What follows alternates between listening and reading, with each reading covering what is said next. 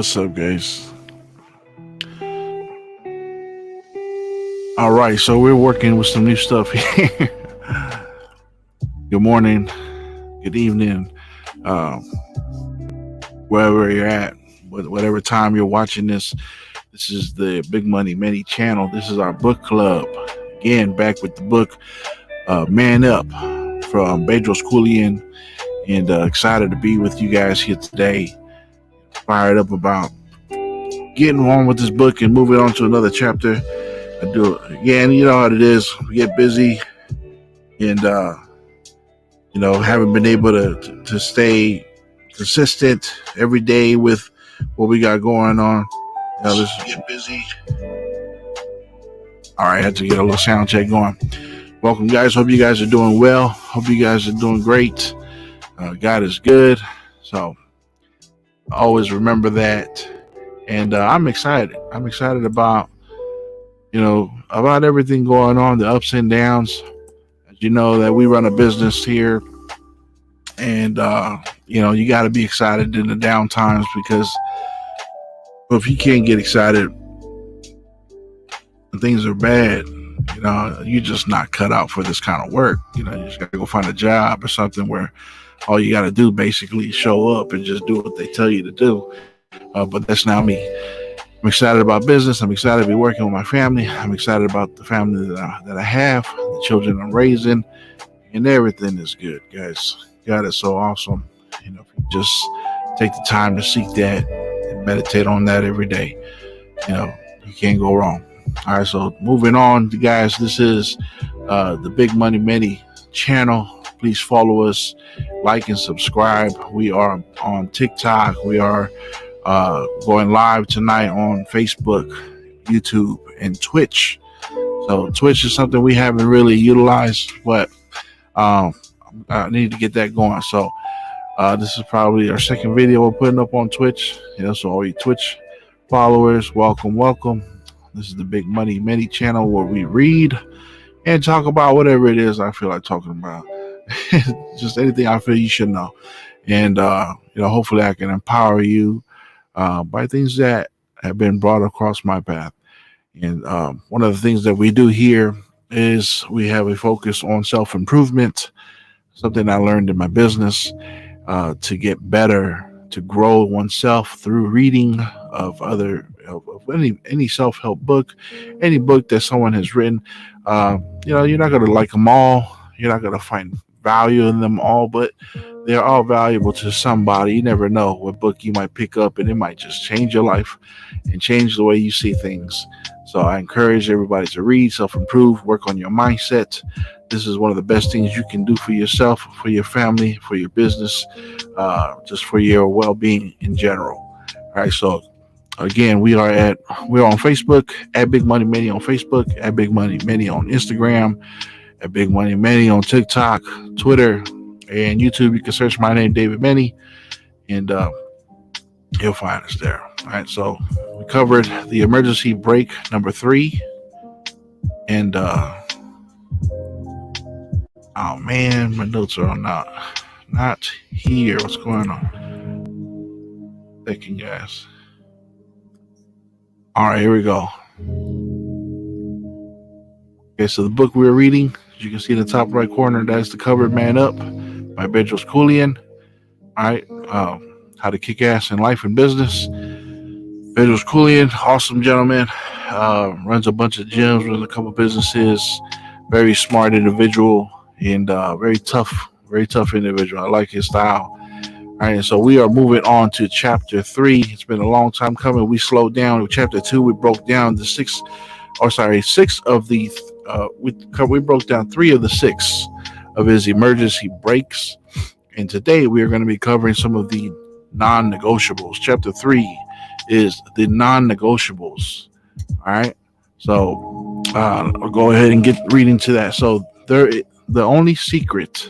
All right. This is a book of success. The only secret is that there is no effing secret. Right? Okay, so I love the way this guy puts things. Very simple, very plain, very straightforward. And I love it. Right? So it seems that everyone today wants a hack. All right, they want to get rich quick scheme. They want the silver bullet. They want the code. They want the right stock. As you see all the time, right now, everybody's all about this Bitcoin and Forex and Dogecoin, all this other stuff, man. And so I have my thoughts on it, but to each their own. They want the right stock to invest their money. They want the right pill. They want the one thing that they should do to become rich, famous, beautiful, successful, and happy. All right, but he says, guess what? That hack doesn't work. The scheme will fail. The silver bullet doesn't exist. Right? The code won't get you through the door. All right, the stock isn't there. And the pill, well, any pill promising that much is something that you ought to stay away from. Right? All right, so you'd be surprised just how many people believe that there is such a grand secret that the successful people use to get to the top, and that once they learn this secret, their lives will improve. But here's a secret: there is no secret. There is no shortcut. There's no hidden door. Right? Do you know how the most successful people in life get to the top of any given industry? They know, they understand, and they live by the following 4 non-negotiables. All right, so non-negotiable number 1, work ethic. That at the office, I stayed focused and worked on the things that matter, things that make us money, improve our products, service, and client experience, and the things that secure a future growth and scale. Right? And that's so huge right now because whatever goals you got, whatever goals you have, we're we're at the halfway mark of 2021. That was pretty quick. We see this every year. Every time we get to June and July, I'm like, man, first half of the year is gone. How are your New Year's resolutions going? Did you set out to lose weight? Did you set out to read a book? Did you set out to do whatever it is that you wanted to do? How are you doing with those goals? All right, and one of those things, man. One of the things that gets in the way: distractions, family. All these get-togethers. They're cool. I love them. I grew up with them. And we love family. But you gotta, if you're focused on getting something done, you gotta start to eliminate some of those things, right? So it says, you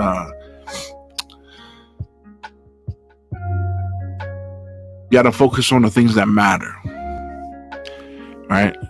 When it comes to success. Okay, so maybe family really does matter to you. Hey, that's great. That's great. Not a problem. Or maybe success and reaching those goals are just out of your league right now. They're out of your reach. Right, so stay focused and work on the things that matter. I make sure that my team knows that I'm willing to do anything that they are. During crunch times, I arrive early, stay late, and then always prepared. That's awesome. So that's leading from the front, making sure your team knows that you're willing to do everything that you're asking of them. Right, by being a leader, a servant leader, by leading by example. Right, so no excuses. Okay, I've learned over time the difference between working hard and working smart. Overworking on the wrong things, getting overwhelmed, and having poor communication, which is what led me to my anxiety attack. I work harder today, but I work smart on the things that matter. I don't get overwhelmed because I have a strong team that I can delegate tasks to. Plus, I have healthy habits and clarity of purpose that keeps me from having another anxiety attack. Now he's dropping a bunch of bombs here, okay? He's learned, so it took him time, right? So this is something that we got to learn as we are growing individuals in business, in whatever organization you are in. You have to learn, you have to adapt, you got to grow. And he says that over time he learned the difference between working hard and working smart. And you got to know that there's a difference. Okay, so working hard doesn't always produce what the most efficient results you can possibly get. You can't be used to your best potential if just by working hard. You got to learn to work smart. And he said over time he's learned the difference. Okay, so not overworking on the wrong things. And see, that's a big thing that people do. They get caught up in little things. They get caught up in little small problems that really deter them from handling what's really important. Maybe getting sidetracked with little things that instead of tackling the biggest issue in your business, and getting over. And what happens is when you spread yourself thin by worrying about all the little things, you're stressed out. You're stressed out. Your focus is all over the place. You become overwhelmed. What happens when people become overwhelmed? They seem to walk away from the project. They quit. So not getting overwhelmed and having poor communication on top of that is what led him to his anxiety attack. And all of that is very important, guys. Not getting overwhelmed, focusing on the right things, not getting distracted, and having great communication. Right. So it says, I work hard today, but I work smart on the things that matter. I don't get overwhelmed because I have a strong team. There you go. That I can delegate tasks to. So it's very important to, like how we learn in the emergency break number 3, assessing your team, right? Knowing who is around you and what their strong points are, knowing your team and, where their weaknesses are. You got to know all that so that you can use them to the best of their potential. Plus, I have healthy habits and clarity of purpose that keep me from having another anxiety attack. Now, we're going to cover the clarity of purpose right now. All right. So if opportunities come to me and they're not aligned with my vision and purpose, I take a pass. Now, that right there, I forgot who said it in my business, but that was so huge. You got to learn how to say no. You got to say no to the barbecues, no to the get-togethers, no to the birthday parties. Not all the time, but there's going to be some sacrifices that you got to make. Sometimes you got to say, look, I'm not in a position to be celebrated right now. I'm not in a position to party right now. I'm not in a position to take my foot off the gas pedal. All right. So he says here that when opportunities come to him, if they are not aligned, so you got to have a vision and a purpose. He said, if they're not aligned with my vision and purpose, I have to take a pass. And that's huge. That right there takes discipline. It takes self-worth. It takes vision. It takes knowing your purpose, knowing what you're doing, and like, for instance, I'm on a diet and lost a few pounds on that diet, and Father's Day came around and it was bottomless breadsticks at Stonefire, right? And so the whole time I was eating, I was like, man, this is so good. But at the same time, I was hearing Bedros Koulian's voice in my head saying, you're going to lose all the muscles that you worked so hard for. You're gonna gain the weight that you worked so hard to lose. And he says that if it's not in an alignment with that vision and that purpose, you got to take a pass. You got to be disciplined to say, no, we can't do this right now. So he says, I used to be the guy who never passed up an opportunity, the guy who tried to work hard on everything, right? And that's me. I tried to spread myself out and take care of all these little projects at the same time. But he says, today I say no to most things, so that I can say yes to the things that matter the most to me and work hard on them. That's awesome. So what he does is he prioritizes his events, any opportunities to gather, any opportunities to celebrate, and he assesses them. And he says no to most of them. Why? So that he can go and focus on the things that he needs to really focus on. And he works hard at it, right? I don't know, my light's flickering back there. But yeah, he said he used to be the guy who never passed up an opportunity. He was always, up for the chance to celebrate and all of that, right? But today's a little different, all right? So working hard is just the ante on the table. So that's just the basic. If you are allergic to hard work, you can kiss your purpose goodbye. And what is hard work? Hard work is it starts with having clarity of what you want to accomplish. It starts with clarity, having clarity of what you want to accomplish, and clarity of the outcome. All right, so you got to know what you want. You got to be clear about it. It has to be very intentional. Remember, hard work isn't impressive if it's poorly managed, and it wastes time. All right, we read about that um, when it came to managing your time. After all, you only get paid for what you've done. When you have clarity of your outcome, hard work starts each night by creating a list of things that you are going to attack the following morning. Hard work is waking up every day to make the time to focus on one thing uninterrupted and with the discipline until its completion. Let me read that again. Hard work is waking up every day to make the time to focus on one thing uninterrupted and with discipline until completion. That's hard work. Now, that's a great definition of hard work. I never heard anybody define it like that.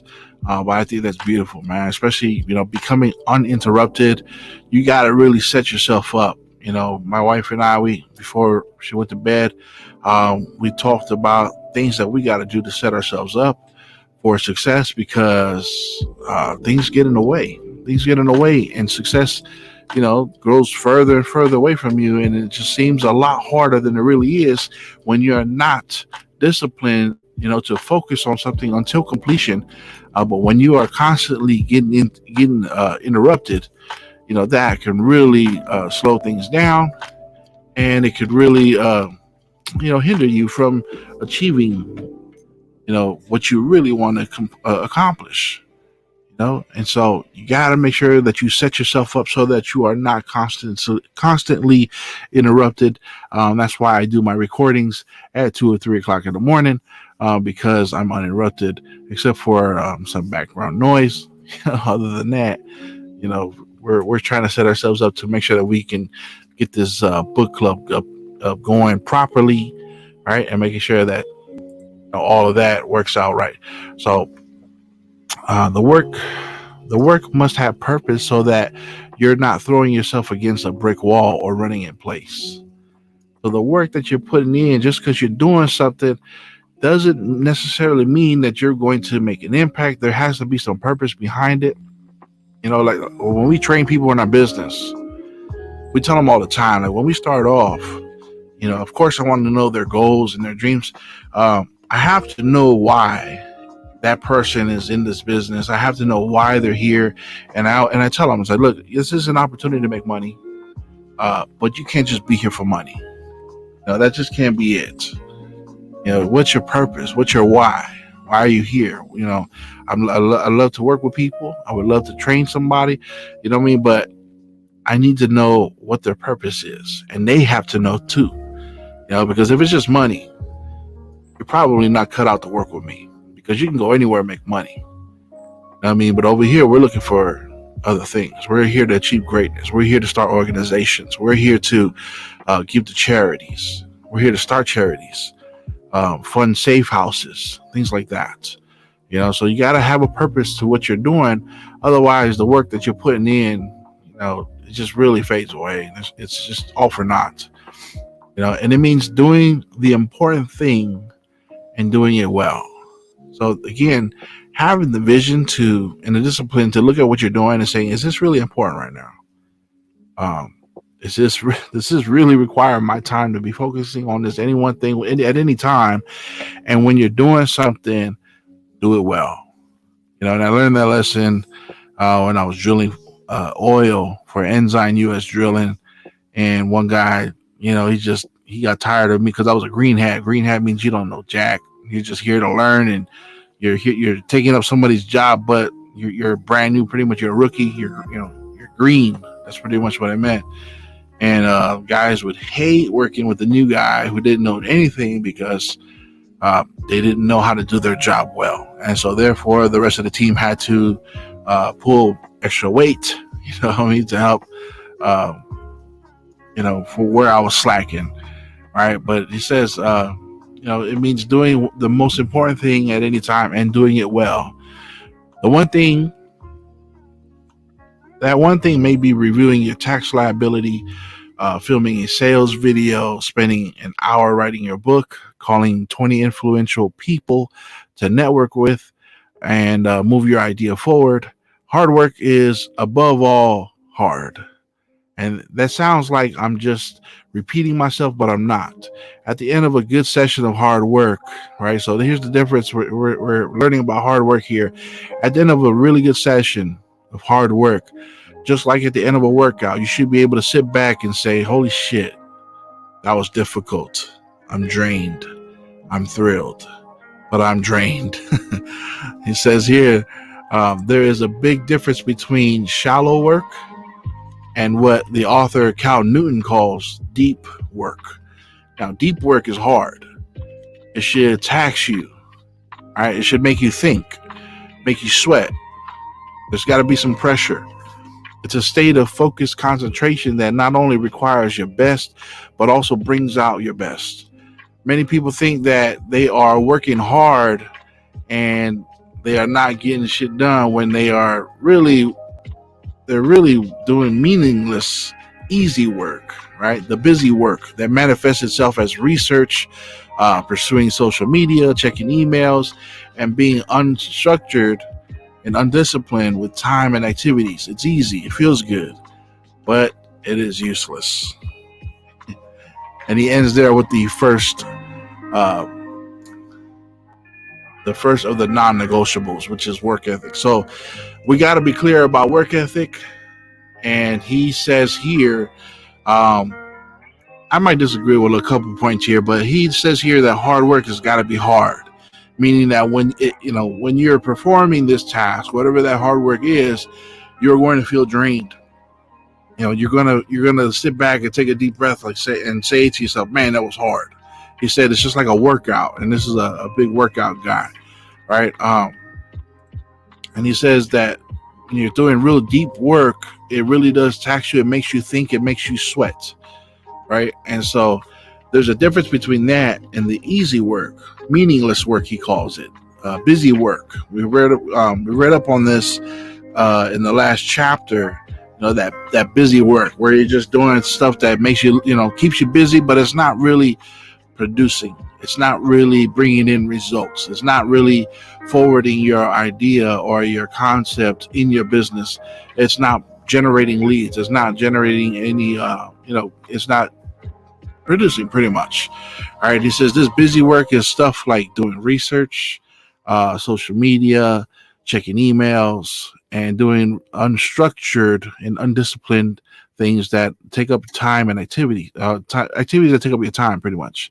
It's easy, he says. It feels good, but it's useless. Now, I know what he's saying here.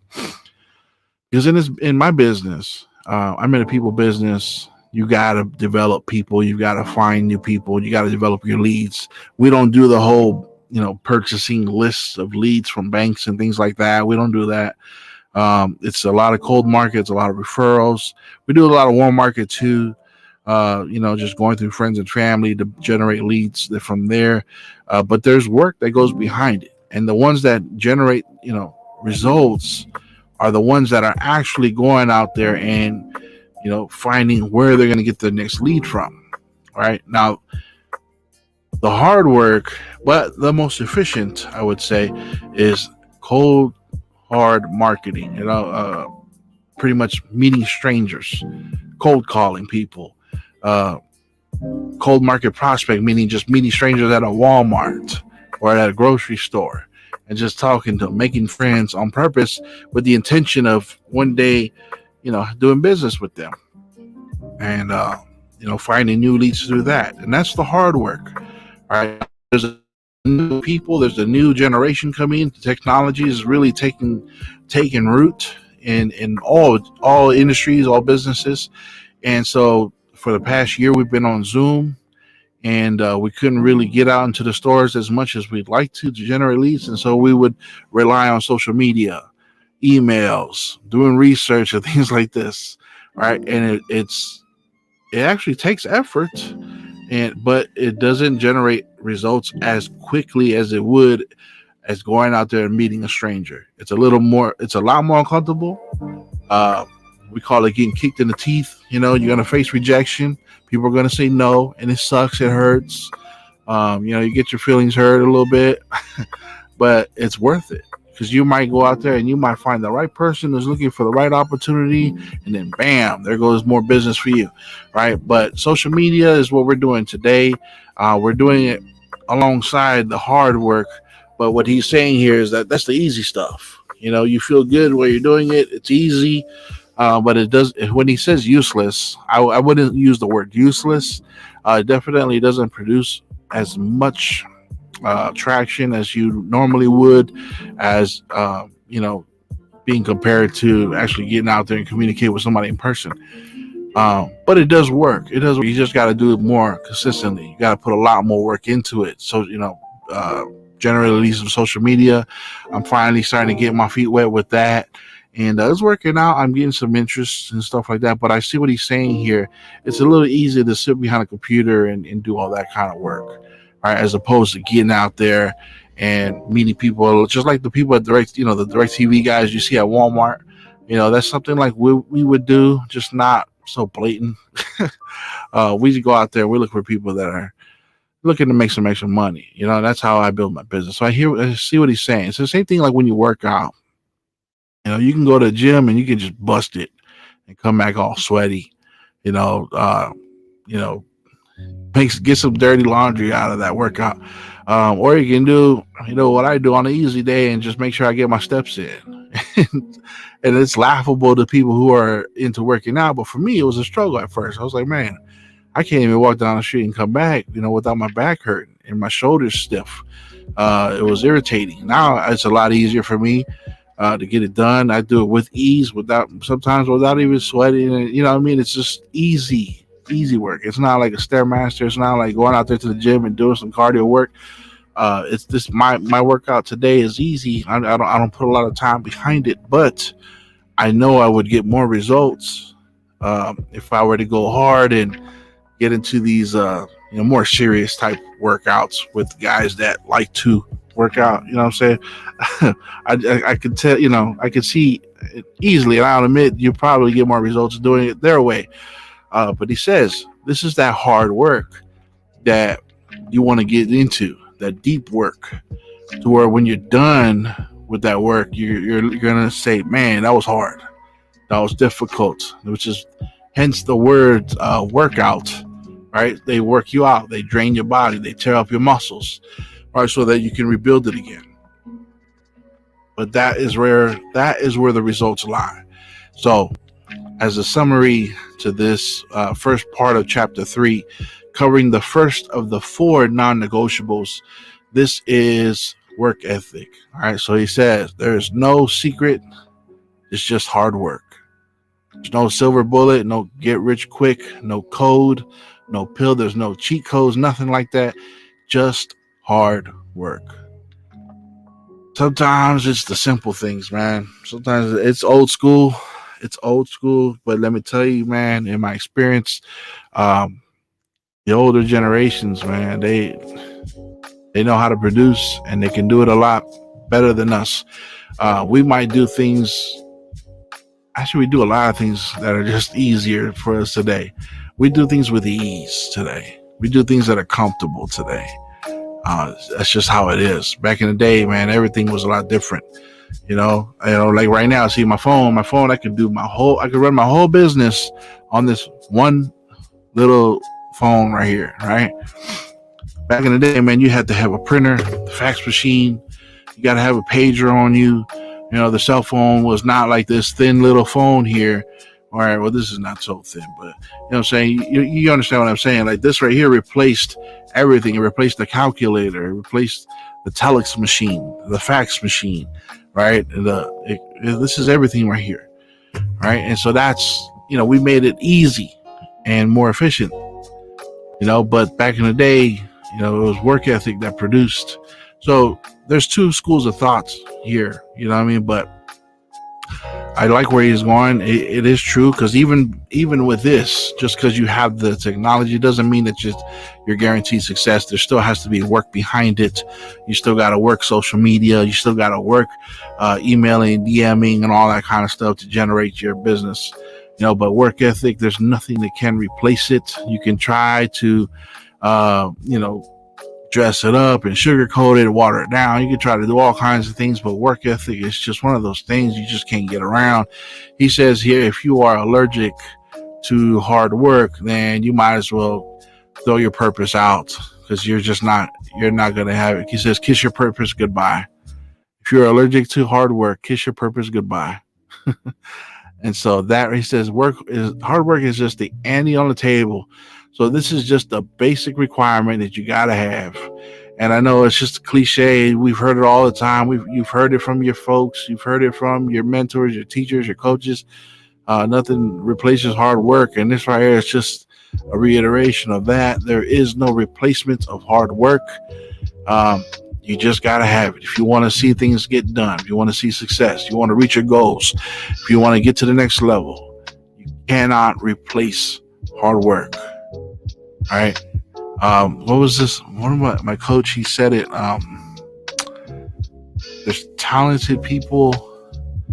I forgot how he said. I think he said hard work. Okay, hard work replaces talent any day of the week. You might be a talented person. You might have skills, but if you don't have hard work, if you don't have work ethic, all that talent is for nothing. Yeah, I'm a very talented person. I got skills. I can do things. I'm good with my hands. I can build. I can design things. I can, draw things up. I'm good with creating things. I love it. I have an engineering mindset. But if I don't have work ethic behind it, it's not attractive at all. Not at all. All right, so that's it for today, guys. Chapter 3. We're going to continue it tomorrow. Get to the next non-negotiable. Again, these are non-negotiables, meaning there is no negotiating. You can't replace it. You got to have it. Number 2 is going to be tomorrow. It says no excuses. Play like a champion. I love it already. I love it. So continue to read, guys. Again, follow us, like, subscribe, comments, share this. It really does help me out. I want to get this channel going. I want to grow it, grow my reach, and really influence people to pick up a book and start reading, whether it's on success, whether it's the Bible, whether it's on becoming a better individual, becoming a better father, better husband, better boyfriend, a better son, whatever it is. Pick up a book and take in that knowledge, right? Really eat it up. Grow yourself, feed your mindset, because let me tell you, man, television is just really tearing you up. Social media is tearing you up. It's really breaking down your brain. It's making you stupider every day. You can't tell me that stuff on TikTok doesn't make you dumber. It's funny, it's entertaining, but come on, you got to feed your mind, right? You feed your body every day. Feed your mind. Your mind, what's your body? What good is your body if you got no brain? All right. Think about that, so we got to get back to exercising our brain cells. You need it. I don't know a better way to put that, but you need it. All right. So anyways, this channel is dedicated to getting people to reading again, getting people to really feed their mind with concrete information that is not fed to you by media, not fed to you by social media and commercials. Learn for yourself. God bless. Have a good night. Talk to you soon.